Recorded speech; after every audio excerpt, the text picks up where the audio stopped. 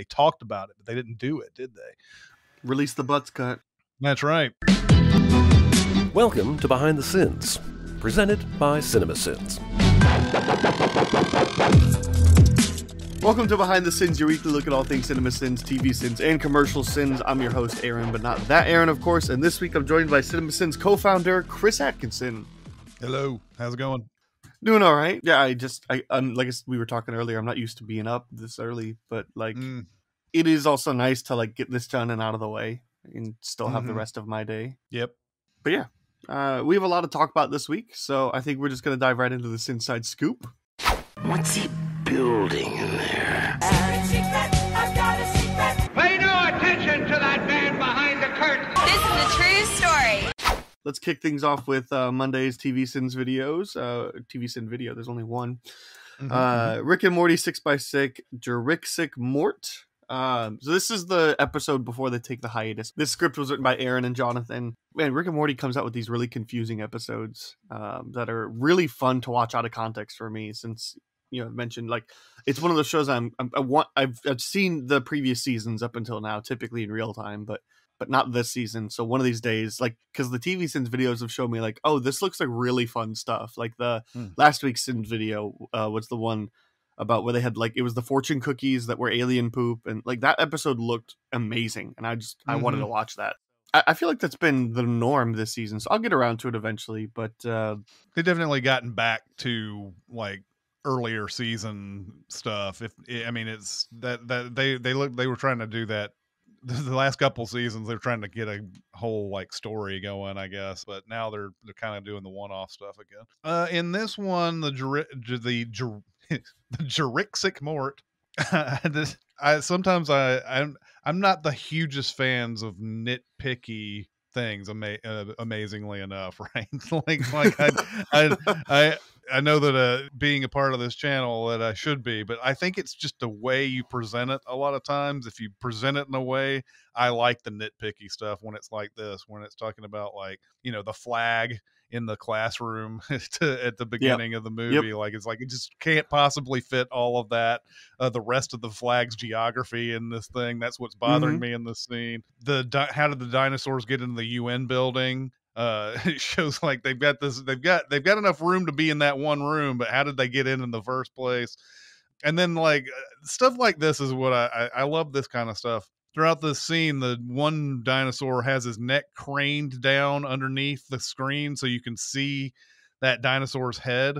And it says, pretty considerate of this long neck to hold their head like this when the imaginary camera is on a close-up, and then extend their neck completely for wide shots. The imaginary cinematographer thanks you. That was a good one. This is the kind of nitpickery we love. I can see the headline is unemployment at 100%, but someone had to write this article. Someone had to print it, and someone had to distribute it. So how exactly is no one working currently? And then it appears that Rick and Morty animators are using the repeated faceless crowd models again. Which, fine, do what you got to do, but this guy bugs me. He's just showing there's this repeated head that's all the way through in this background that they keep using, and that's the type of nitpickery that I enjoy. Yeah, I discovered about myself this week as I was watching the videos, primarily between, and I think it's maybe the nature of the movies, but the two CinemaSins videos, the Sonic the Hedgehog 2 and the DC League of Superpets, is the sins that I don't really care about are things that you would actually maybe traditionally call sins, the goofs and stuff like that. Right. That's the stuff, plot holes and stuff like that I'm just I don't really care. But the things that I do like are these stupid things there's not enough room for the top left blue box corner of this flag, or right.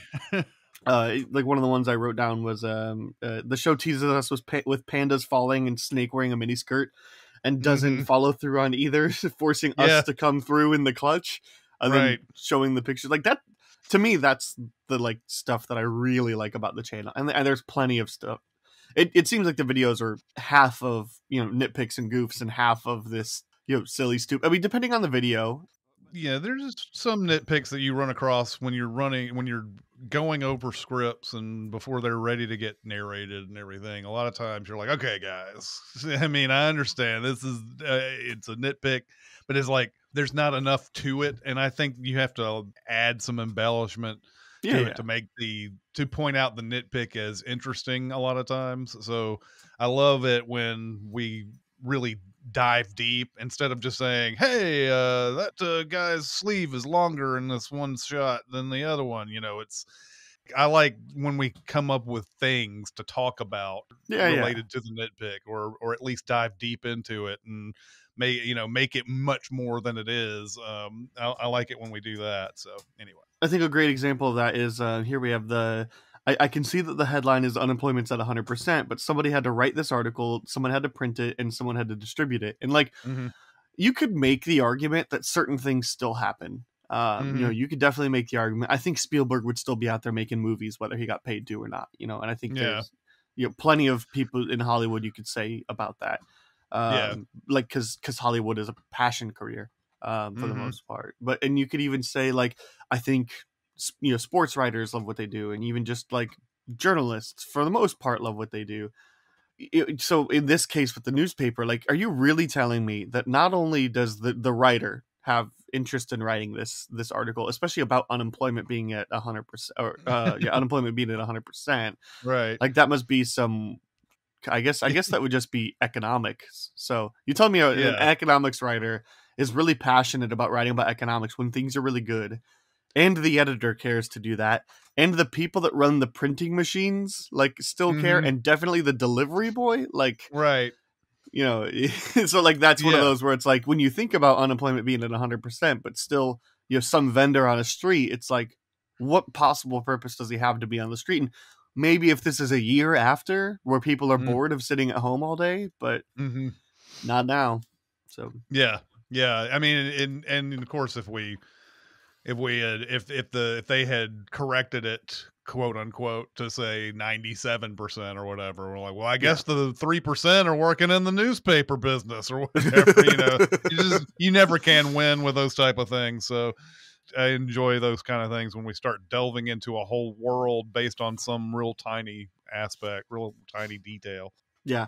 Another really good example. One of the things I was curious about, there's a sin that referenced all the different Mummy movies, and it was well, are we talking about the Brendan Fraser, the Tom Cruise? And actually, if you want to do this, we could talk about the whatever, and he gets on, and even the Abbott and Costello one. It just seemed to list any movie that had Mummy in the title ever, and that seemed fun. So I was just I was wondering, look, this has to be Jonathan. There's no way Aaron wrote this, right? So I was just wondering, mostly, was this something that Jonathan had really been lingering and just waiting for the right opportunity to do something like this, or was this just a stroke of genius? Because that's sin. He says that he's a huge Universal Monsters and Hammer Studios fan, and the Mummy films are usually some of his favorite. Pretty much enjoys anything dealing with Egypt and Egyptian history. So he says, I guess I've seen a lot of Mummy movies. The sin started out simply, but are we talking about the Boris Karloff or Brendan Fraser Mummy? And that just didn't feel like enough. So I started adding more and worked the sin into what it became. I even had more listed, but cut a few because it just got too long. I even at one point had the Fruity Yummy Mummy cereal involved, which is a monster cereal flavor that doesn't get the press that Count Chocula and Frankenberry do, but they bring it out every now and then around Halloween. So yeah. And then this is the type of sin that I encourage for everybody who writes. Don't if you want to make it insane, go for it. And I think there is a length thing. That was wise to cut some of the other ones, because after so many, you get the point. But it needs to go long enough to be truly insane, but short enough so that you can go on to get to the point. So I really enjoyed that sin as well. Well, what's coming next is, I was actually just thinking a new trending on Twitter, but who knows if Twitter will even still exist by the time this episode launches. Oh, that's true. I was gonna say there's gonna be a hashtag release the Watkins cut coming out soon, because people are gonna want that Fruity Yummy Mummy sin. In there. Oh yeah. I honestly didn't think that sin could get any more crazy or rabbit holey, and that just opened up a world of new possibilities. Oh yeah. The other one was that sin that I mentioned earlier about the pandas falling, or the snake in a miniskirt. I was curious, I had this thought, like, so this must have been Google search, but how much time did the writer waste? Like, because I gotta think, you don't just Google, pandas falling, watch one video, and that's it. Like, I gotta think that they spent 20 minutes, Apparently, watching videos of no. panda falling. Apparently, the answer is it took one Google search and it was found rather quickly. So I do not think it took 20 minutes. I think it probably took more like 30 seconds, if that. To find the snake in a mini skirt. Whatever that rule is, the rule 43, 34, whatever it is about porn, I think it's true about just about anything. I don't think it's really like just porn. I think you can what do you think? It's so wild, a snake in a miniskirt, and sure enough, there's like 40 pictures of it on Google if you want to go and find it. So I'm beginning to think that with movies themselves, by the way, there's so many weird movie hybrid things like werewolves and cheerleaders and chainsaws and whatever. Like, I wonder if there's a movie with this thing and this thing. Yes, there is. Go to whatever, Tubi, Prime Video, somewhere. There's a movie of that. So yeah. I guess Aaron just has a lot more self-restraint than me, because if I had to Google pandas falling, I'm not just watching one video. I'm going down the YouTube rabbit hole. So that's all I had on this video. Yeah. Is there anything else? Nope. Good video, guys. Good video. Woo! Good job. Way to go. That'll take us to Tuesday's video, Sonic the Hedgehog. You and Danae writing on this video. Yep. What are your general thoughts? I think you might have referenced Sonic 2 last time we were recording, but I might have cut it because it would have spoiled a future video. Okay. I think if I recall, you said the first movie's really good and this one's kind of okay. I haven't seen either of them. Is that about right?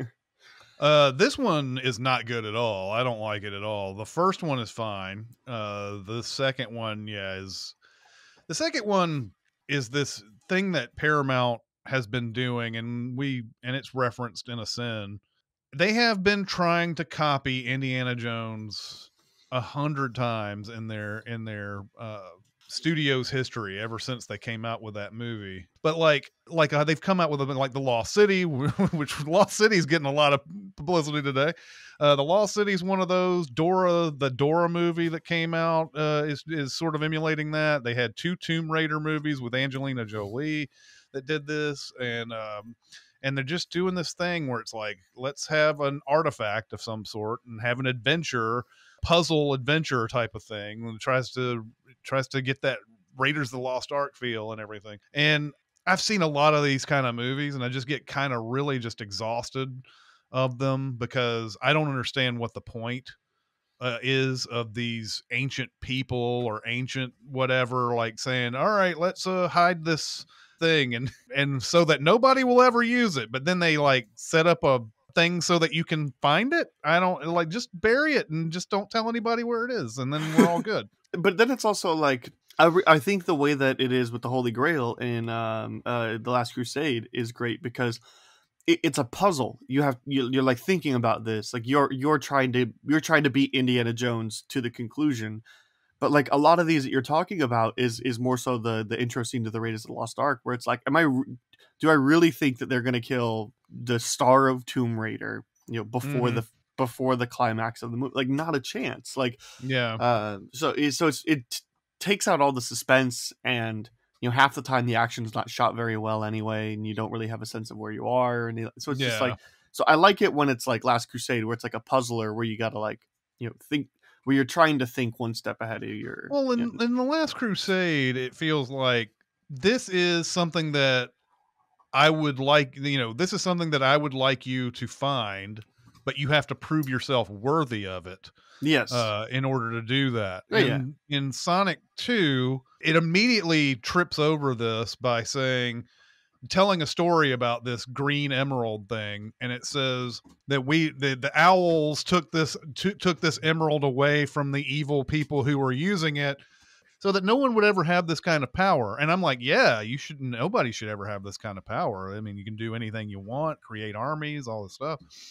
And then this owl shows up on a hologram and says, Sonic, it will be great if you can find this and keep and whatever. And like, why do you need him to find it? Because it's already safe where it is. If he doesn't go find it, no one can ever get it. And yeah, there's nothing in there that says this is something that would be good for your people. This would be something that helps out with a problem. Nothing. It's just, I just want to make sure that you get it, so that for what reason do you need it? That's Right. the thing that I just keep thinking, like, if this is something that no one should have because of the great power, then no one should ever have it. You should just keep it hidden somewhere. But because he goes to go find it, now you're opening up the fact that evil people can get a hold of it. So it's just completely contradictory the whole time. And yeah, this is where like a lot of the humor doesn't land for me in this movie. Jim Carrey is fun. I would say he's fun in this. The other part of this movie is there's a whole other subplot involving James Marsden and his wife's sister getting married to this guy. I think it just completely takes away the momentum of this movie. By the resolution of that story, you're like, why was any of that ever a thing? Like, it's like the writers put themselves in sort of a corner and then like, well, we got to do something with them.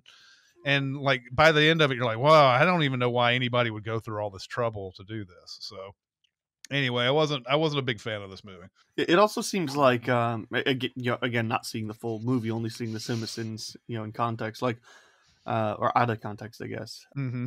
Like, it also seems like this movie is fan service done poorly. Like, yes, it's cool that Supersonic appears, but it almost like seems really like awful the way that Supersonic is introduced. And yeah, the post credit stinger of Shadow the Hedgehog. Like, yeah, was that needed? And like, look, Shadow the Hedgehog was like more my generation. Like, I grew up playing the Sega Genesis and NES and PS1, but I was in like 5th or 6th grade when Shadow the Hedgehog came out, so I have fond memories of that game. But I don't think it's looked upon favorably by fans. Like if I recall, I think a lot of people like think of that one as kind of a dud.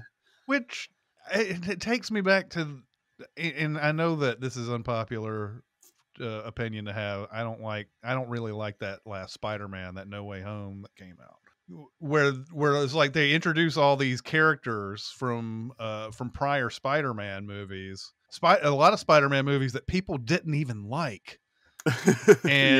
And say, hey, here are those characters again, and like people are like, yeah, totally, I remember those guys. And it's like about half of these you didn't like the Andrew Garfield Spider-Man, you didn't like the Re-Siphons bad guy, you didn't like any of these like things. But now you're happy.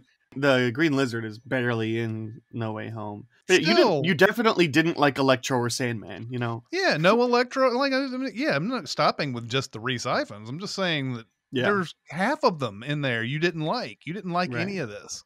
So that's the same thing here. And Shadow was a little, I guess, after my time, because I did play the Genesis. Mm-hmm. That was my childhood gaming system. NES, I never got an NES, even though everybody in my circle had one.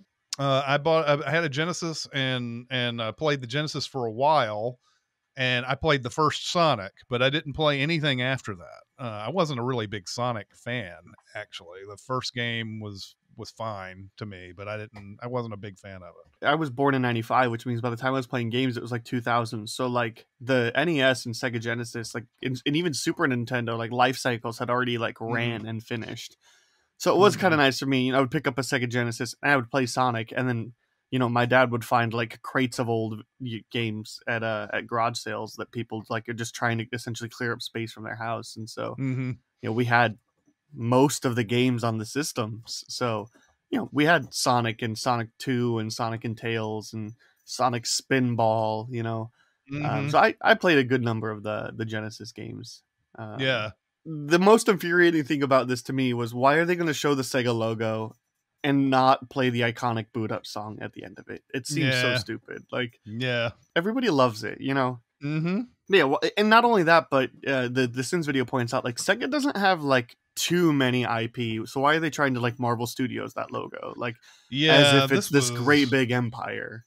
Yeah, this was something that I was, and of course, I'm triggered by logos, but I sit there and I'm going, man, these are a lot of games, but you've come out with what, Sonic, and what else is in the Sega group that has come out, and like you're showing all these games, Golden Axe and Space Harrier and things like that, and I'm like, none of these are movies. I mean, so yeah, I mean, it's a good advertisement for the fact that you have a big game library, but nothing related to movies exactly. And so yeah, that was a thing that I was trying to actually see.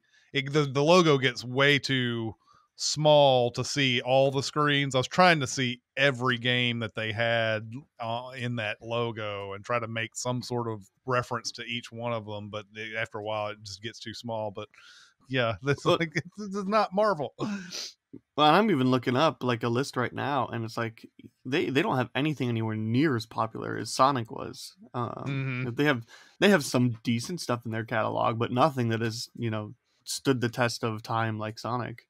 Yeah, the closest I think maybe Phantasy Star, and Phantasy Star might be a decent adaptation someday, but yeah, they don't have nearly the kind, especially not the kind of library you can make a good movie out of, or an IP that people recognize, you know, that you would buy a ticket for. Like if they made a Golden Axe movie, nobody is going to go watch that. So right, there's somebody that's just like triggered by, you know, they're like, how are they forgetting? Yeah. Mario Lemieux hockey, you know? right. Exactly. Anyway, what missed opportunity for the second boot up sound. And that's how Sonic killed the TMNT. I really like that one. Just like a grenade goes into the sewer. And, you know, in a world where Sonic exists, why not the TMNT also? So yeah, absolutely. Covering up your profanities with profungities. I was convinced that Aaron was on this video, even though I didn't, even though like I knew he wasn't. Yeah, this was one where I wrote something, Danae wrote something, and we combined it because we both had mushroom / fungi puns going on. So yeah, it was all combined into one big thing. Yeah. The only other thing I have written down here was the it's the Jim Carrey's. I can't even remember what he's doing, but he's like singing in auto tune, and it's the Jim Carrey. And he's got his like keyboard or whatever. It's after he gets his hands on the emerald.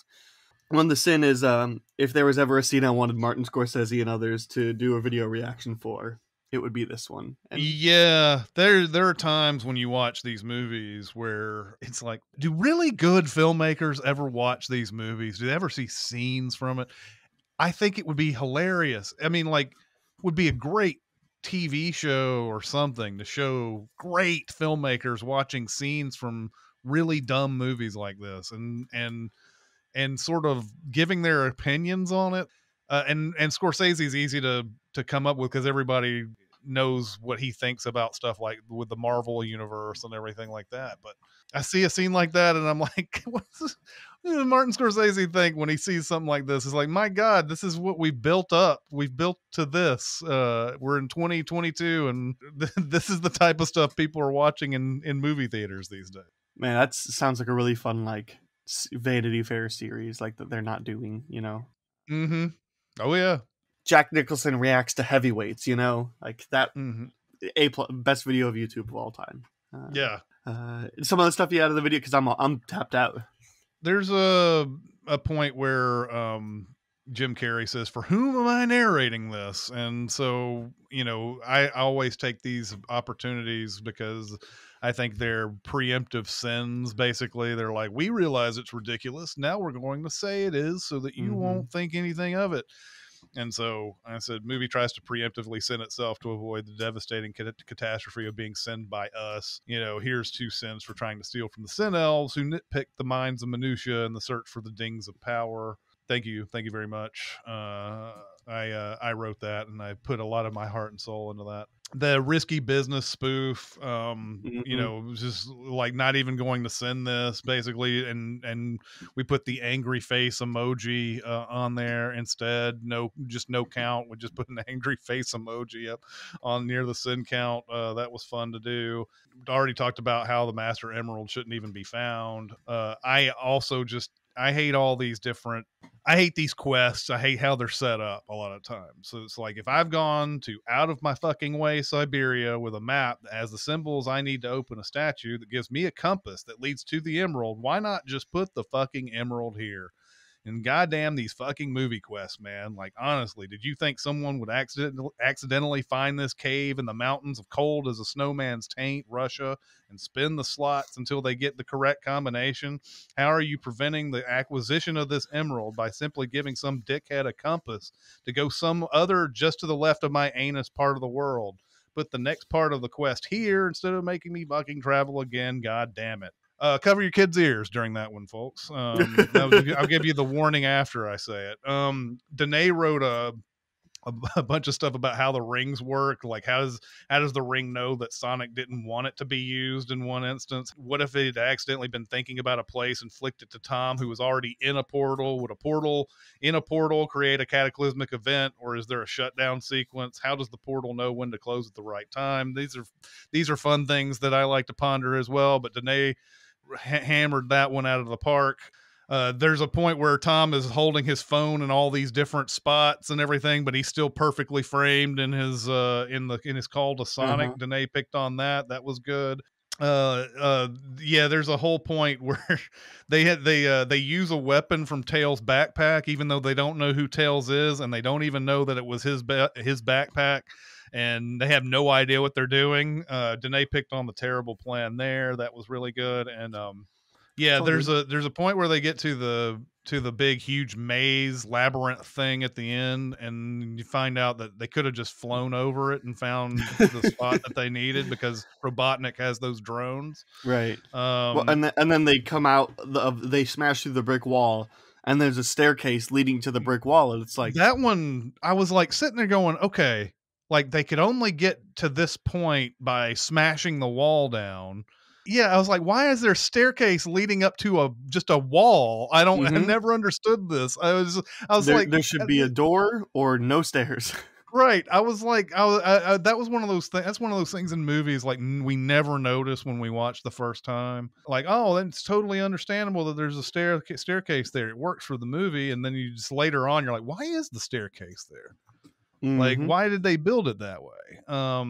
Yeah, that was a lot of fun. And Danae wrote another one here that I like. Probably the most depressing part of the movie is that everyone asks Knuckles to believe he can have fun and build friendships, but then everyone abandons him on the field like total assholes. Yeah, that's on the baseball field at the end. Yeah, this movie is not good. That's a shame. That'll take us to Wednesday's video. Invincible. This is Ian and Daniel writing on this one. We'll start off with your history with the show. Is this one that you've checked out, caught up with, anything? I have never seen it. I think I started the first episode once late at night, and I was tired, and I was like, okay, this is not something I can get into right now. And so I haven't watched it at all. So watching this video was like, just jumping into the 8th episode of this series and not knowing who all the characters are and everything, and what anybody's deal is. But that's why it was so funny to me, that first sin on the previously on thing, and going through all these characters I don't know, and I was just laughing throughout the whole thing because I was like, yeah, all of those things just made it was just funny to me. I didn't know how to explain it. I don't know these characters, but everything seemed to be perfect for that sin. So yeah, I've seen this show. The first season, the second season still hasn't come out yet. I don't know if it has a planned date, but I don't like it as much as everybody else that does. I like it fine, but not enough that I don't think I'm gonna go back for season 2 or 3 or whatever. Just because, like, it's not different enough from, The Boys or any of the other, like, the Suicide Squad or any of the other, like, darker superhero. What if superheroes were bad guys kind of thing? Right? It hasn't reached that next level, and I know a lot of people are like, this show is doing some really next level stuff, and I'm like, because it's animated, I guess. Like, Yeah. I don't quite get the love for the show, but I like it. So I've seen them all, but I don't know what I'm returning. So. One of the weird things about this, they're talking in the beginning and they're showing that he's explaining the origin of Omni-Man's home planet and how and it's very similar to Thanos in Infinity War. Food, starvation, all that. So we had to kill a bunch of people, to make sure that we could survive and all that. And then they're like, well, how do they determine who dies? Like, it's not like Thanos is at least just a 50-50. Sorry, you could be the president or like an astrophysicist. Like, it doesn't matter. Like, it's just an even 50-50, no bias. But like this one is like, how do you determine, the only thing you're determining right now is by physical prowess, and that's not always the best way. And then the next sin is like they're gonna achieve world domination, and he's like, you should do that with robots, right? Like the self-replicating ones that would expand exponentially, that would sure do the trick. Of course, that's going to be a lot harder now that you've killed all the nerds, isn't it? Yeah, yeah, yeah. But the other thing that doesn't make sense about that scene is just like they talk about how it's like a free-for-all on this planet, and we see like every person comes into frame, kills somebody, and then somebody else comes out of frame and kills them, and like it's just this like everybody seems to progressively die, and then they just apparently decide everybody to cease fire. Like, all right, half the people it does. Like, was there like a big like countdown on a billboard in the center of town that was like, kill people until this countdown reaches 0? Like, yeah. Like, how do they know when to stop? Like, it doesn't seem like something you would stop. So yeah. So the sin was, wouldn't it just keep going until there's one Highlander left? Yeah. Yes. Makes sense to me. On yours, I don't know if you mentioned that skippable thing. That was really fun when they had that big art like cutaway to just like a very colorful skippable thing. Based on the opinions by TV Sins guy. Yes. Yeah, I mentioned the previously on thing. It's like there was one where it was like, ooh, Eve's here or whatever in the middle of that. I was like, I don't know who Eve is, but that's hilarious. It says we have created a perfect civilization, and it says I'd say the compulsory white leotards tell a different story. The perfect civilization would have more than one fashion designer. Wouldn't advanced species know that physical prowess is just one facet when measuring the overall strength of a society? What about the architects who dreamed the buildings into existence, the philosophers who pondered the meaning of life through their tales, or the scientists who's, holy shit, did you see that guy get cut in half? That was awesome. and it's funny, all the way through this, there's all this blurred out bloody footage going on and everything, and it's almost like poetic in a way, the way all the blurs are showing up on the screen and everything. I'm sure the bloody version, I've actually not seen the unedited version of this, so the puppies that show up later too, I'm like, I have no idea what's going on. I imagine it's like grisly violent death going on that in that train scene. Yeah, so in that train scene, the Omni-Man is trying to show the fragility of humans to Mark. So he holds him in front of a train and uses Mark's face to kill every person on the train. Oh, okay. By merely standing in the way and then shoving his face into but the puppies was a nice touch, especially because you would have had to blur the entire thing, and even then, sometimes you see the blur, but like you could still tell it's just like you would have just had to completely blur the screen and put it so much you probably couldn't see anything anyway. So the puppies was a fun touch. Yeah. There was one too that I thought was funny because I had completely forgotten that that there was an audience award that allowed Army of the Dead to get an Oscar. Yeah. So like that whole thing where it's like, using your show to invent insane conspiracy theories is all fun and games until someone attempts to cure themselves with magic rocks, invest their life savings in a psychic stockbroker, or awards an Oscar to Army of the Dead. And I had completely forgotten about that that audience award that went to that movie. And it struck me super funny because I had completely forgotten it. So I enjoyed that. The other thing I had was believing that the only thing that makes baseball unwatchable is the altitude. Yeah. I'm not a huge baseball fan, but I'm also not a fan. But either way, that's a great sin. I am, and there are a lot of times where our writers will actually say something that contradicts, like if you're somebody who hates CinemaSins or whatever, like, oh, they're always going after things that I like or whatever. It's like, writers are always going after things I like too. I'm not immune, but there are a couple of times where I've tried to curtail that, because even though, yes, Jeremy loves cats, so the narrator also loves cats.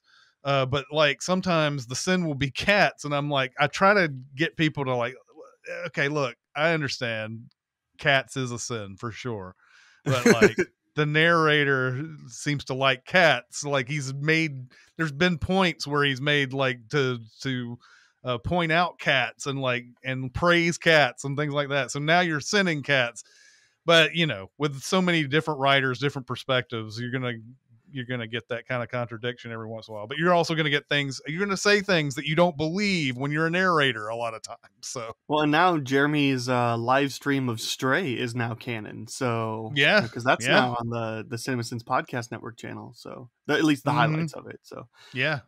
Ian didn't have time to give me much, but Daniel said, I think I wrote on nearly all the episodes for season 1 of the series, so it was nice to be on the finale and sort of complete that trip. Notably for this series, we've been playing around with sins that incorporated the show's own title card gag. In this episode, we had an Invincible sin, which is a fun, quick one, but there was an alternate idea to create a title card that would pop up and have a bunch of hand-drawn butts on it. So for better or worse, that almost happened. See, now we almost did that, but that doesn't mean that was in the video, right? We almost did that. So people are like, "Hey, they had more jokes there, and that video's funnier." And the person who doesn't like the video is like, "Yeah, they talked about it, but they didn't do it, did they?" Release the butts cut. That's right. I'll take us to Thursday's video. DC League of Superpets. This is Jonathan and Ian, by the way. Mm-hmm. I was so intrigued by the premise of this movie, and then it just seemed like the more they started like releasing cast, I was just like, "Oh, I'm not gonna like this, am I?" Because I was like, "Oh, Crypto and Bat Dog and all these," and like I grew up with the Crypto cartoon. It was a little bit more to my timeline, and like I didn't have cable, so that was on. And I'm not trying to say the show was good. I'm just saying like I like Crypto, at least in theory, right? But then it was like, oh, it's The Rock and Kevin Hart's gonna be in it. It's like, great. I don't like them together. Very much. Or I think they're fine together, but they should be in small roles, kind of like how they have like a scene in Fast and Furious, Hobbs and Shaw. Like they shouldn't have whole movies together, right? Because it gets annoying pretty quick. Oh yeah, I haven't seen it for that reason, and I don't know that anybody likes this movie. So no, and it also has a lot in common with The Secret Life of Pets, like a lot in common. And that movie's all terrible. The way down to the Kevin Hart voicing as well, but I watched this because I reviewed this script, and I was sitting there going, this is Secret Life of Pets all over again. It's just superhero pets this time. It's got almost all the same things that are in those movies, and it's going to be hard to distinguish between all three of those movies and any other pet movie that may have come out. Well, and Secret Life of Pets just took Toy Story's plot and did it with pets instead of toys. It really did. So yeah, I wasn't a big fan of these, and I didn't get really much into the story, and I like some of the voices in here, but it just wasn't. It didn't capture me. True. Krypton's destruction is quickly becoming the Batman's parents get shot in a Batman movie cliche of Superman films, and I am not happy about it. I loved it that I watched this movie and was thinking that exact thing, and then I got to the script and they were talking about that, and I was like, okay, yeah, exactly. This is exactly that, because we've now seen this 4 times. I think we've seen it at least 4. Is it in the? It's in Superman, but not. It's in the original Superman movies, but not like in really any depth.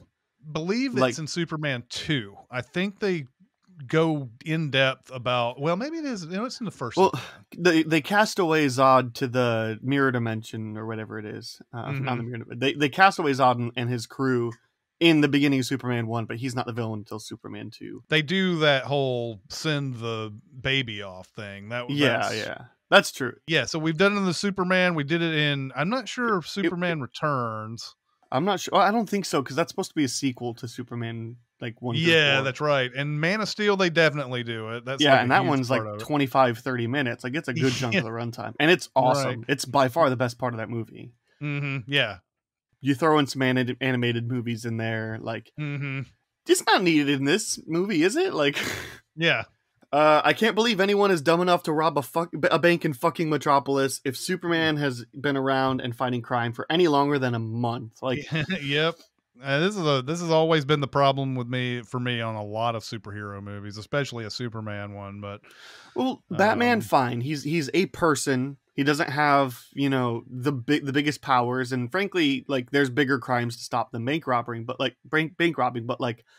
it takes Superman like half a second to stop a bank robbery.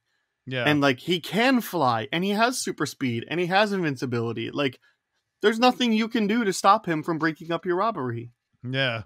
And the same, like the original Incredibles sort of went over that too. So with Bon Voyage, my favorite villain name ever. Yes. Yeah, especially in the Superman movie. And not only that, but you have Superman's super dog that has the same powers as Superman. So you got two Supermen around and you're still robbing banks. Yeah. They deserve to go to jail. Is some of the stuff you had from the video? Keith David plays a father and steals a movie he's only in for a couple of minutes with just a few lines. Cliche. That's a Nope reference as well. Because Keith David's in that movie for a very brief amount of time. We haven't seen Nope yet, but I think it's funny that in 2 movies Keith David shows up for just a couple of minutes and then is gone. And Keith David's just awesome. He should just be in like the whole movie a lot of times. But anyway. But do you know what they say about dog movies? They hate every fucking fiber of your being and will do anything they can to destroy your soul. I might be paraphrasing, but that was pretty much the Marley and Me tagline. Yes, absolutely. It's like dog movies are always about out to kill the dog for some reason, and so. Well, that's why I liked in the video Dog, we talked about it last week, where it's like, if this dog dies, I'm sending its serial number. It's getting like 79 million. yeah. That should just be a staple, a placehold. Yeah. And then it says, the line is, they're going to need a longer montage. And it says, I'll be back with a bigger sin counter if this movie doesn't make my day and stop with the gratuitous pop culture references. Because frankly, my pretty, I just don't give a damn about you or your little dog too. And then just tacks on Rosebud at the end of that sin. Which is a thing that I love when we do those kind of things. It's just like, like you're no longer trying to fit it in sentences anymore. You're just doing the reference and that's it. I love that type of stuff. So yeah, those are the ones that I found on this one. SNL cast member wants to be Wonder Woman cliche. That was great. Yep. So Clark's about to get I think they're about to get engaged with Lois, and they're in the park, and they're like, well, maybe Crypto would be happier if he had a new friend too. And then the narrator goes off like, or you could teach him the value of enjoying his own company and finding comfort in, and it's going to be like this really nice like mental health thing about being okay with not having another person. And it's like, oh, fuck it, just bring in Kevin Hart already. Yeah. Obviously, that's where the movie's going. Yes. So that was frustrating to even watch. And the other one I wrote was Lulu was able to build this in a cage with a box of scraps. And Davis Dunkelberger DM'd the BTS Twitter and asked who wrote it and what triggered your brain to do that. I know this is a Iron Man reference from Jeff Bridges, but yes. Let's hear from the writer. Yeah, Ian said that he wrote this one, and he says, I just love that line delivery from Bridges and Iron Man, and it fit the moment perfectly. She built a tractor beam that can reach into space literally from her cage with scraps. Yeah, so that's where his mindset was in that. And yeah, Bridges' line in Iron Man is epic. You built that in a cave with scraps. It is an all-timer for sure. So, yeah. The other thing I wanted to ask was there's meows in the narrator when he's reading. That's just mean, like really fucking mean and stereotypical, because there's a line that I think the pig says something about like wait for a middle-aged woman to adopt you, and it's awful. And so it's mean and stereotypical. I'm not alone, and the whole time there's like cats like in the background, and I was just like, I have this image in my head of like Jeremy taking a microphone and setting it on the floor, and then like, you know, putting some catnip on it and like getting a toy to like get the cats to try to meow. And I just like, I really want that to be true, and so I'm gonna keep that image in my head, and so are the listeners now. But right, but I gotta ask, is it real? I am afraid that your depiction of it is way more epic than what happened. They found some meows off of YouTube and just put the sounds there. So no, Jeremy did not go through all that trouble. It would have been amazing, yes, but you know, it's kind of hard to just put a recorder down of some sort in front of cats and then get them to meow unless they're already doing it, I guess. Yeah. So and also trust that they don't just like, you know, destroy your microphone or cables. Yeah, true, very true. So but yeah, I'm you can forget that I said this and that Jeremy actually did that. Why don't you do that? Just forget that I said this. Okay, I can pull audio of you saying like yes from some other place in the episode and insert it here. That would be amazing. Like, just you can listen back on this episode and Chris just says yes, and it's like but you hear a weird audio cut and you're like, I wonder what he said after that. And doesn't really matter. Yeah, as always, my imagination is better than reality, which is why I try to stop predicting what happens in movies. Yep. That'll take us to Friday's CinemaSins video. We have Oscar Mayer carving board turkey. Jonathan writing on this one. I really liked there's 5-second rule for a giant turkey breast. Please, you've got at least 10 minutes and probably another 10 if the floor has been mopped in the last month. And the only people who would let a turkey sit on the floor for more than 10 minutes are dead or comatose. Your kitchen would be featured in the opening seconds of a crime footage on Netflix crime documentary. And then there's this following like opening narration. I mean, that sin is half the video, but it's one of it keeps going and keeps going. Because like, I'm already not like the biggest stickler for food cleanliness. I think, you know, like do whatever you can to make, you know, your situation as clean as possible. If you spend that long cooking a turkey for me and it drops on the floor, a clean floor, fine. Yeah, I'd still eat that turkey. Absolutely. This is an interesting one. Commercial sins can be an interesting thing at times because most of the time I'll get a script, and if it's from one of the main writers or whatever, I usually don't have to edit or anything.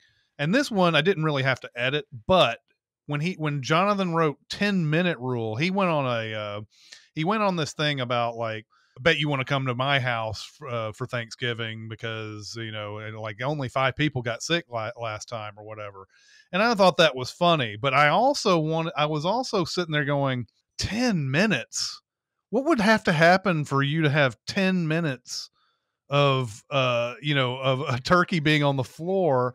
And I said, I'm going to rewrite this a little bit just because I want to riff on this just a tad bit. And tad bit turned into a paragraph. That's one that I put my own thing into on there, and it was just I was just like, what would have to happen for you to leave a turkey on the floor for 10 minutes? My mind went back to, and some people who are like big Netflix crime documentary people will know what I'm talking about.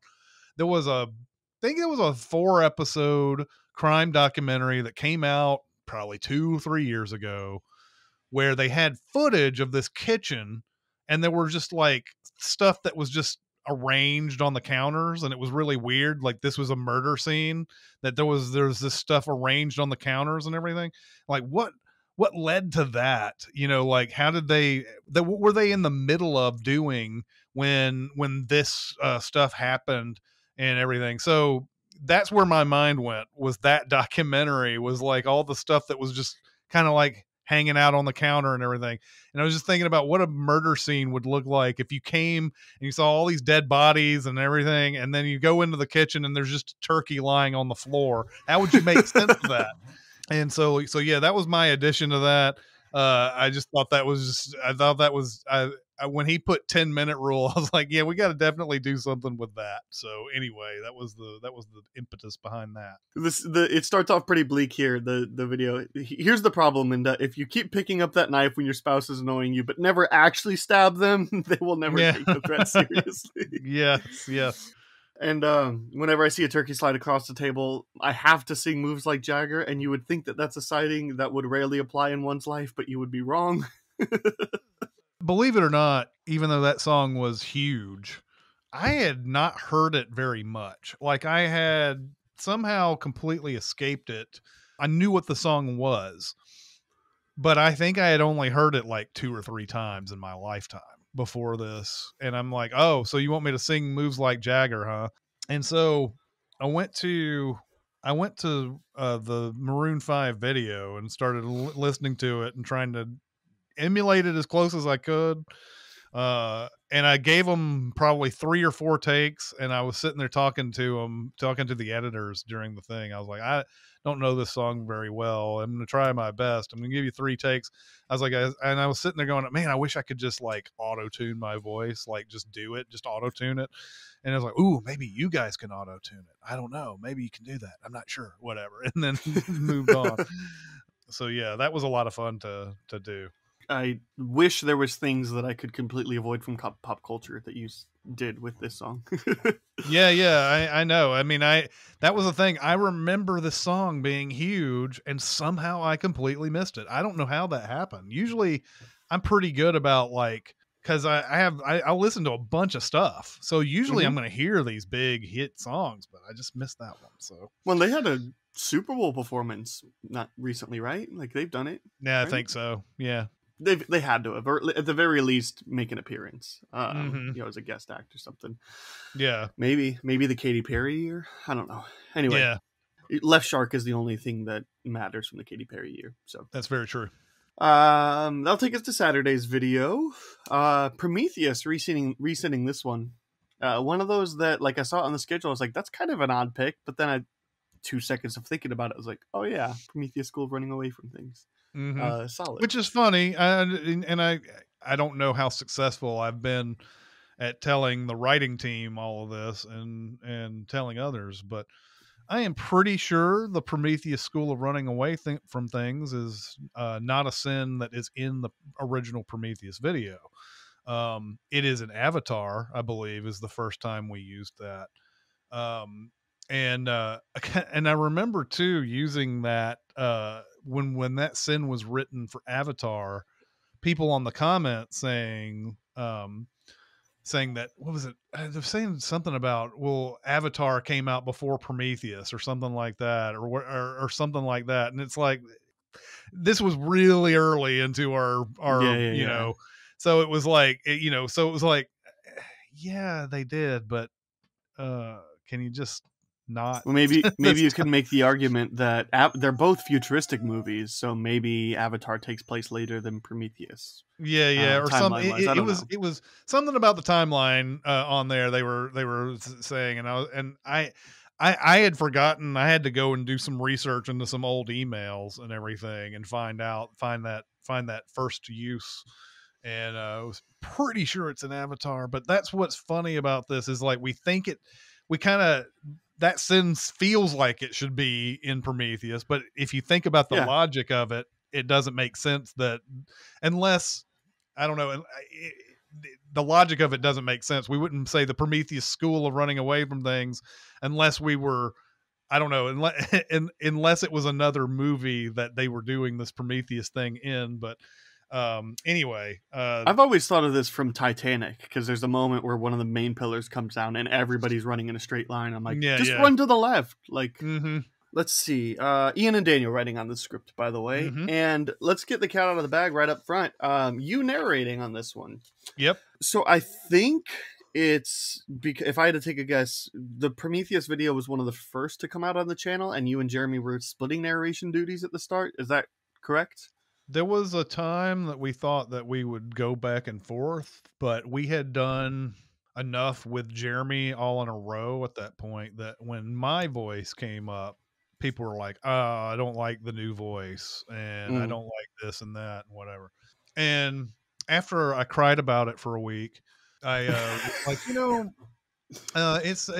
it's fine. We'll, we don't have to go back and forth on this. Jeremy is now the problem with people not getting acquainted with my voice, and we could have just said screw you guys and then like just did back and forth, and people would have gotten used to my voice after a while. Yeah.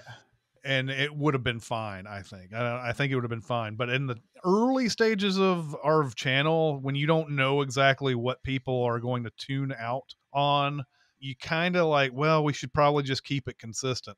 So the issue then now becomes that Jeremy has to narrate everything on this channel, and he never gets a break. And occasionally, even when he had stuff that actually affected his voice, he was having to do narration. And we had that video a long time ago with Resident Evil where we had Matthew Santoro on it. Santoro came in with his stuff, and we couldn't. Our production schedule was so tight back in the day.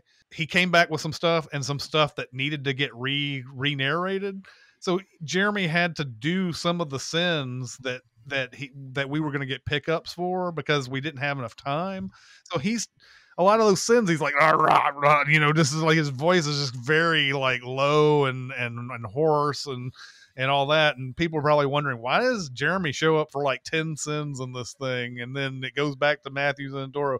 Anyway, yes, not having us go back and forth means that he has to do all of it. And, but anyway, Prometheus, I did it. And then, when we came up with the videos that we were going to Re-Sin, it was kind of amazing. I don't think anybody knew that we were going to do Prometheus, but there were people who were commenting, I think on Twitter, saying it would be cool if you guys did a Prometheus Re-Sin and had Chris do the narration. And we were kind of bandying it back and forth because this is supposed to be if we did it today. If we did it today, Jeremy would totally do it because he's always done it. But we decided it'd be fun as a sort of a fan callback thing, especially the old school fans, that I did the narration on this again. So I remember doing the first one. For some reason, I didn't have the concept that Jeremy was taking audio and like cutting, like he'd say a sin and there'd be a pause and you'd break it and the edit and then you'd do the next one. I was actually reading it off the list into a recorder, like without stopping. So I was like doing like a bunch of sins all in a row without even stopping. And Jeremy was actually recording me. He's like, whoa, just stop for a second. Like you're doing it too fast. You're going to have to like give me some pauses so that I can actually put this in the video. And I was like, oh yeah, there you go. That's right. So anyway, yeah. So we decided it would be fun for me to do this one. So that's how it ended up coming down. Well, at least for me as a fan, I didn't notice it until like 3 or 4 sins deep. And I was like, hold on. But it's because I'm used to hearing your voice in commercial sins. And because I watched these in release order, like I watched commercial sins right before then. So yeah. I mean, I guess that's a good thing, like how much it's grown. This is what's great about having this channel for 10 years now, though. I don't care if people don't like this voice this time. Like 10 years ago, I cared and it was like, oh man, that sucks. Nobody likes me or whatever. And then you just move on. Now it's like, oh, you don't like me? Well, too bad. That's our video. Enjoy it or not, and I'll go about my life. No problem. I was just thinking about this yesterday because I did the cardinal sin of, I went to share last week's episode and I grabbed an iTunes link. And while I was on iTunes, looked at the most recent reviews, and there was one that was just like, this really sucks now, like after season 3, and like and I was like, it just hurt me, but I'm like, in a year from now, like how many people are gonna be like, man, I really wish Aaron was doing BTS still, like that was my thought is there's gonna be a day where you're gonna be like, man, I miss Aaron. Not today though, apparently. So not today. Not today. Don't cry because it's over, laugh because it happened.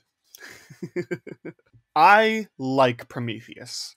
It's got its problems, but I overall like the movie. I really like Alien Covenant, and I'm sad that we didn't get more sequels there. I'm really excited. The next Alien project is Noah Hawley is doing a TV series.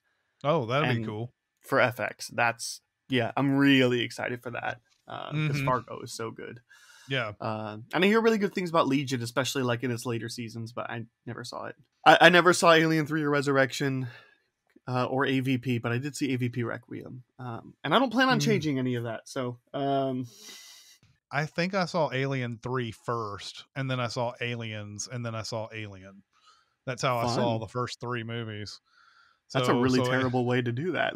Yeah, it's a horrible way to do it, but I somehow did it that way. And then now I've seen them all in a row, when they came out. But yeah, that was a weird thing. And Alien 3 it's weird to think David Fincher did that, but of course that's the reason why Fincher nearly quit movies for a while, because he did that movie. He had such a horrible experience with the studio on that.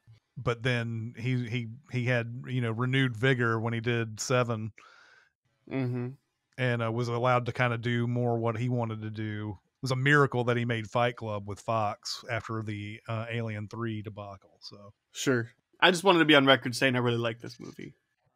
Okay, I don't.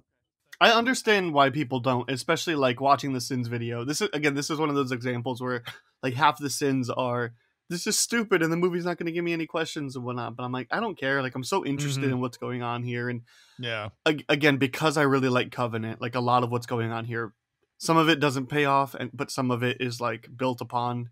Yeah, I wish Ridley would have gotten another couple to do. But I mean, I guess there's still a chance, but I really doubt it, especially if they're doing this TV series. Like, it does have stupid moments. There's a lot of things that are stupid about the movie, especially all the freaking scientists taking their helmet off. Yeah. Which then I was treated with a really great Galaxy Quest outtake. Yeah. Is there air you don't know? Yep. Love it every time. That was one of the ones I had. I have this theory that I really hope to be true. There's just the Sins just stop showing me vomit, and since I know Ian's on this, I like to think that you guys just assign Ian everything that has visible vomit in it.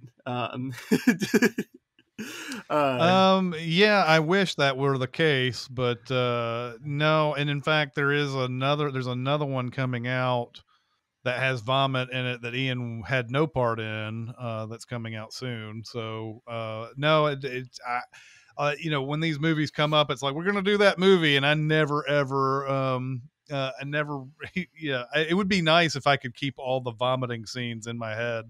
I mean, like, I'm going to assign that to Ian. That would be amazing. So we'll just make sure to give him Triangle of Sadness. Triangle Sadness? Okay. All right. Yeah. What's some of the stuff you had? They're not back to back, but I like the fact that there's 2 discount. There's a Sean Harris, discount Sean Harris, and a discount Guy Pearce. And then you find out that it really is them. Holy shit, that's really them. I like that those are like almost back to back. Those are fun for me.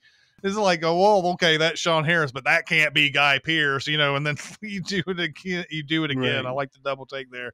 You talked about the helmets already. Then it says these 2 as well. This isn't a scientific survey team. This is a fucking away mission led by Captain Kirk and the cast of Sesame Street. It was fun to read this one. He says David seems to be able to interact with whatever this green stuff is and this holographic version of Earth, which suggests that the holographic recording started this shit up and is able to affect its environment. Fucking how and fucking why? Does that mean that if the recording went long enough, it could accidentally launch the ship? Fucking how, I say, and fucking why. I enjoyed that. And then the Prometheus running away from things on this one was really well done. Welcome, one and all, to the 10-year anniversary of the opening of the Prometheus School of Running Away from Things. As you can see, the festivities have already begun with a rather stunning aerial display, and it won't be long until the main event that you've all been waiting for. Here we go. My goodness, such athleticism, such poise, such utter and complete obliviousness to the lateral alternatives available. You have to admire the absolute commitment to the idiocy that can only be found in this fine institution. And I don't remember what the narration instructions said to do this in like a old-timey announcer voice. I don't remember what voice I used on that one, actually. There could have been a number. I think I did 2 or 3 takes on it. So it sounds like I imagine like a horse race track is kind of what I hear. I wrote play-by-play because it's also that, yeah. But it almost has the like cadence of a of like a horse or a dog racetrack. Like Yeah, that's yeah, kind yeah. of the cadence. But yeah, I just wrote play by play because the narrator detailing everything that's going on, and it's Yeah. glorious. She said Chekhov's MedPod wrong, which was Yeah. really funny because it was kind of close. Like it started with a C, or at least the "k" sound, and Mm-hmm. yeah. And then the other one I had was just cutting to the claw scene from Toy Story in the MedPod. Yeah. Like, we can't show you this, and then it cuts to Yeah. Yeah. Yeah. because it's one of those where it's like, it's funny because you're throwing Toy Story into this like dark alien movie, but you're like, it's kind of the same thing happening. Like a claw is reaching in and pulling up an alien. Mm-hmm. Yeah. Yeah. Yep. It's so good. And then I guess the only thing I wanted to ask about was there's been a lot of ways to sin exposition, and this one was this droid voice that said "activate exposition droid," and I guess I was just wondering, like, what's the thought process behind that? Like, Yeah, Ian says it's because Holloway basically says nice place, and David just vomits all the ways that this pod will eventually come in handy, totally unprompted, and that's where his headspace was on that. It's like, activate exposition droid. I think I said it, and then they added effects to it afterwards to make it sound like it was a droid, I believe. On that, but I tried my best, droid voice or whatever, and then they just did. I gave them like 3 takes. I did a droid voice on my own, and then I did one that was just normal, so that they could just put the effects over it. So yeah, that's where Ian's headspace was on that one. Daniel said this was a cool one to write on because it holds such a special place in the history of CinemaSins. I think both Ian and I felt a duty to get this one right as possible and as funny as possible.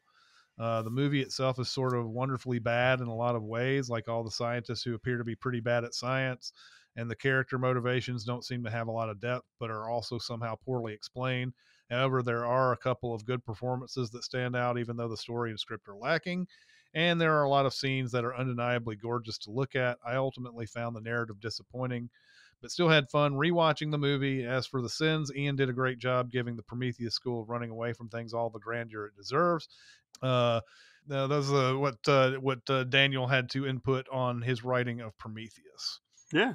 I think that'll do it for the content this week. So good stuff all around. I honestly don't have a Sins video for the week that I enjoyed the most because I really liked them all. So good.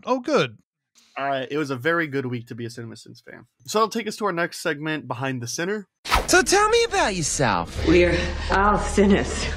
Every one of us. And what happens to sinners? Get to know each other better, you know? See, Daddy, sinners have soul too. The information, it's too much. Walk away, Mort. Just walk away.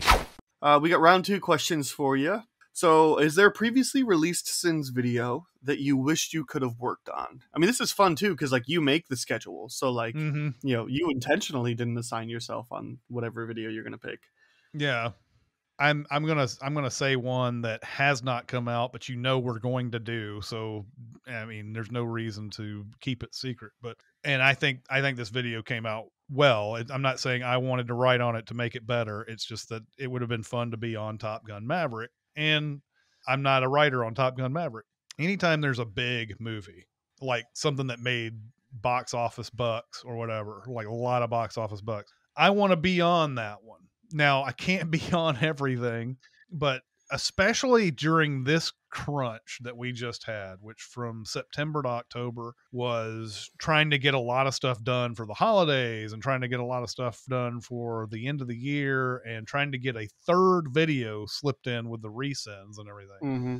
Once you do the schedule and you're like, well, which ones do I want out of all of this? And sometimes I put myself on stuff that I really don't want, actually. But that's one. I feel like a duty a lot of times to be on the really big ones, but you kind of have to take yourself out of these things a lot of times. And so there have been many over the years, and that's just the most recent one. But there's a few other big ones I know I wasn't on, and so those a lot of times I'm sitting there. I think there was a couple of like Spider-Mans that I wasn't on. I think I was on No Way Home, but I wasn't on like a couple of the Spider-Man. So it's like you really want to be on those a lot of times. You feel like a duty as Jeremy and I are the OGs on this to try to get on that, but Jeremy also have to split Jeremy's up with we can't all write on the same ones all the time, and so on and so forth. Anyway, all those big ones, and you're going to see a Top Gun Maverick at some point, and just know that I wish I was on that one because it's a big movie, and there's so much stuff to pick apart. Well, and an undeniably great movie, so like. Yeah. Why wouldn't you want to watch it 3 or 4 times, you know? Exactly. What is a Sins video that you're glad you didn't have to tackle? Or a film that, if it gets scheduled, you hope that you don't get attached to? There's none. There's nothing that I don't wish I was on. I can take really bad movies and I can take really great ones, and it doesn't matter. There's fun to be had in all the extremes. I guess the ones that are in between are hardest to do, but looking at the history of everything, I guess the one that I'm glad I wasn't on was Pete's Dragon, considering how much Jeremy hated it. So yeah, I mean, maybe I'm glad that I wasn't on Pete's Dragon of all movies, and that's the old one. I don't think we've done the new one. Okay. That'll take us to 3 Sins and a Lie. So I have 3 options for you to pick from. Would you like to try to guess the false sin from 2012 from The Mummy? I don't know if it's the Brendan Fraser or Tom Cruise one, or Ad Astra. Let's do 2012. All right, so if you're new to the game, the way this works is I have 4 sins that were written by Joseph, who's on Discord and plenty of other sins places, and he's given 4 examples. One of them is a sin that he wrote that is not in the video, and then the other 3 are from the video. Chris is going to have to try to get the team in the win column. This is a team. Since team is 0 for 3 so far. Here's the redemption chance. All right. Sin number 1 is, hey, that character recognized our main character. That way we know he's important. Sin number 2, I'm sure glad this movie keeps reminding us what year it is in every scene, or else I would just assume that every year is a new year and it would be 2156 by the time the movie is over. Sin number 3, oh shit, I thought that this was the Da Vinci Code for a second. What the fuck is this again? And sin number 4 is, man, I bet this older kid is playing video games with his headphones on and hates this shit right now. Pause. Yep. Yeah, those are some tough ones for sure. 2012 was a script that Jeremy and I were on. Going through that one, the one that feels like we didn't put it was the year one, and just assume that the year would be 2156 by the end of it. So that's the one that feels like we didn't write it. It was, hey, that character recognized our main character. That was important. Yeah, so. That one feels so much like something we would write. So I don't know, 2156. I probably wrote that sin too. And I don't remember. Don't remember that. So, yeah. Okay. That's all right. We'll get a chance next week to get another one. I'm confident that we'll get on the win column sometime. Oh, eventually, okay. Yeah. I mean, there's a 25% likelihood that you'll get in the win column at some point. That is true. And then for one last thing, Chris, you got to be mad about something else. Do you have a rant playing for us? Probably people who are familiar with rants in the Sincast and thing know that I like to rant about driving quite a bit. Driving and trash. Yep. Yeah, driving and trash and grocery store layouts. I don't like those either. But the most recent thing that's been happening a lot that I don't understand, I hate it when I am in a lane that has an exit that's about to come up and there's someone behind me and I'm behind a bunch of other cars, but I'm giving, a proper amount of space between me and the other cars. And the car behind me suddenly goes, I've got to pass Chris right now. I've got to pass him. And like they zoom up, pass, and then get over ahead of me. And I'm like, you do realize that you just sped up to pass me and get over into this lane just to be behind other cars that are going the exact same speed, right? You do realize you just did that, right? You realize that you didn't do anything by doing that. And people do it in real dangerous fashion a lot of times. Like most of the time it's like, that's just annoying. Like they just passed you and then got ahead and now they're now you're behind them and you're going the same speed and it doesn't really matter. But sometimes people do it when there's like, merging lanes or something like that. Mm-hmm. Like there's that happened recently where I'm just driving down a lane and the lane in the right was merging over into mine. And the guy easily can just stay behind me, get in the left lane and pass. But no, he wants to make sure that he uses all of the remaining lane to pass me first, because that's more important for some reason. And like they do it in a like real dangerous fashion a lot of times. So yes, this unnecessary passing bothers me quite a bit. It pisses me off. I'm sitting there just mainly not so much that I've been wronged a lot of times, like just getting ahead of me doesn't wrong me. I'm just more annoyed at your strategy and your tactics in driving. Mm-hmm. What is the point of that? The point of that is to get ahead of a car that's going slower than you. But if there's no space after that, then what's the point? I feel like people are only watching 10 feet in front of them and that's it. Mm-hmm. And they're just like, this car that's in front of me is the cause of all my problems. And there's like 100 cars ahead of that other car. So like they get back and they get in front of the car that they wanted to get in front of. And they're like, whoa, wait a minute. Why am I still going slow? Why am I still going a speed I don't want to go? I'm feeling pretty happy today. I don't know that I have anything to rant about. I kind of ranted a couple weeks ago about customer service at Keurig with Aaron. So well, I guess copy paste. So that'll take us to Beyond the Sins. To infinity and beyond. Somewhere beyond my wild history. To boldly go where no man has gone before. I don't have a Guess the Goose lined up for you. Haven't been a ton of things that I've been able to check out recently. Mm-hmm. So Chris, I will get to something, but first, Chris, what is something you want to warn, reca-warn, or recommend? Recommend The Menu, movie with Anya Taylor-Joy, Nicholas Hoult, and Ray Fiennes, about going to a really exclusive restaurant on an island that Ray Fiennes runs, and it's inviting all the best people, the best foodies out there to this place, and they quickly find out that this is no ordinary special dinner that they're going to have, because Ray Fiennes seems to have a darker motive behind the whole thing. And if you've seen the trailers, you've seen parts where people are outside and then people get hunted for sport and stuff like that in the thing. But that's not the whole of the movie. Like, the movie is not about like hunting people for sport. That's only a really small part of the movie. I got into the vibe of this thing quite a bit. I really enjoyed the mood that it set. It's pitch black comedy.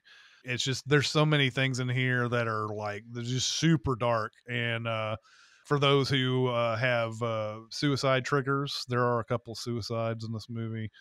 So keep that in mind when you get to it. But it's really interesting to see how the movie dissects all the different people who make going to a fine dining experience what it is, like the critics and the people who are the money men and the people who watch food shows obsessively and things like that. It has a lot to say about those kind of people.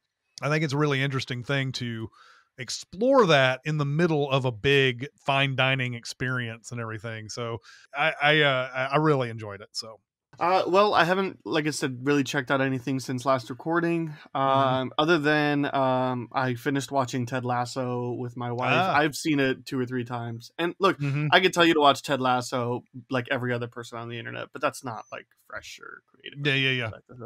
Because it's the best show on TV, maybe tied with Barry. Like, it's one of the two, and there's no competition. So who would have thought 2 SNL alums would have the best shows going? True. Yeah. So I'm just going to recommend something that I've been feeling a lot recently, because I haven't yet done it on this show.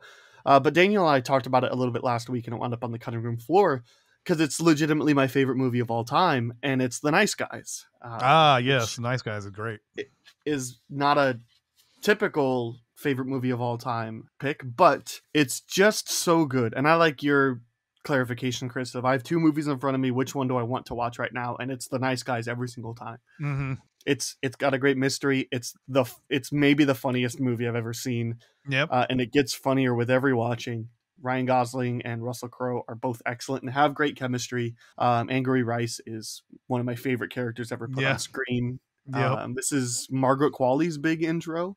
Yeah. There's so much to love about this movie. It's currently streaming on Netflix too, so it's probably the most accessible it's ever been. Just put it on and have a good time. It's a 70s detective story, but it is just as much a comedy as it is a detective story, if not more of a comedy. Get a couple friends, have a couple drinks. It'll be the best night of your life. Oh, yeah. So, well, that'll do it for this week. Thanks again to Chris for hanging out. Appreciate your time, as always. Yeah, man. Absolutely. Anything you want to promote before taking off? Not at all. I don't have anything to promote, man. Yeah, well, even if there was a Twitter now, I don't know that it's the right place to do it. So, the right time to do it. But I'll still do it anyway. Twitter at Schweitcastle or Letterboxd at Schweitcastle for me. If you have feedback on the show, positive, negative, I don't care. I just want your feedback. Send it to either BTS at CinemaSins.com or a DM or reply or something to at CinemaSinsBTS on Twitter. Things you would like to see, things that you're like, hey, maybe we don't do this anymore. Fine, whatever. I'm trying to make this your guys' show. Hit me up. What do you think? And lastly, don't forget to like and subscribe wherever you're listening from, and come back next Thursday for more Behind the Sins content.